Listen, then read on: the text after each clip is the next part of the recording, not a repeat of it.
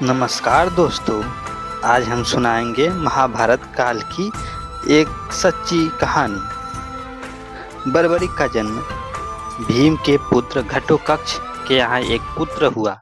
नाम था बर्बरिक। उसकी माँ थी माता मौरवी, जो शिव जी की बड़ी भक्त थी। माता मौरवी के तब से भगवान शिव प्रसन्न हुए और बर्बरिक का वरदान दिया, तुम युद्ध के सबसे महान वीर बनोगे। बर्बरिक ने माँ से वचन लिया, माँ, मैं हमेशा हारने वाले का साथ दूंगा। 3 बाण का वरदान। बर्बरिक को 3 बाण मिले। पहला बाण जो दुश्मन को चित कर दिया, दूसरा बाण जो चिन्हित सबको नष्ट करता, तीसरा बाण जो सब कुछ वापस बुला लेता। इसलिए बर्बरिक अकेला ही पूरे महाभारत का युद्ध जीत सकता था।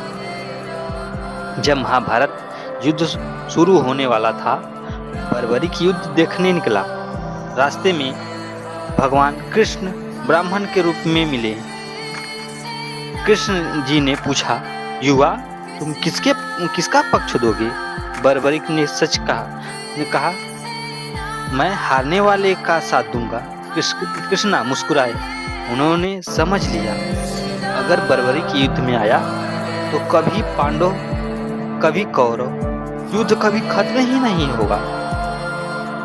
कृष्णा ने कहा, यदि तुम सच में महान वीर हो तो मुझे अपना सर दान दो। एक पल भी सोचे बिना बर्बरिक ने कहा, प्रभु, ये सर आपका है। उसने खुद अपना सर काटकर कृष्णा को अर्पण कर दिया। ये था महाभारत का सबसे बड़ा बलिदान। कृष्ण भावुक हो गए। उन्होंने वरदान दिया, कलयुग में तुम श्याम नाम से पूजे जाओगे। जो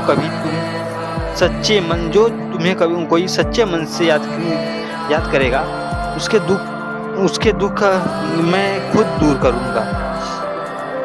बर्बरिक के सर को एक पगड़ी पर रखा गया, जहां से उसने पूरा महाभारत युद्ध देखा। युद्ध के बाद जब कृष्ण ने पूछा, किसने युद्ध जीता? बर्बरिक ने कहा, मैंने तो सिर्फ श्याम को ही सब कुछ करते देखा।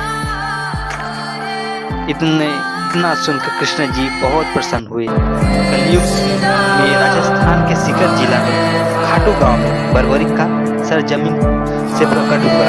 वहीं से वो बने हारे के सहारे बाबा श्याम खाटू श्याम।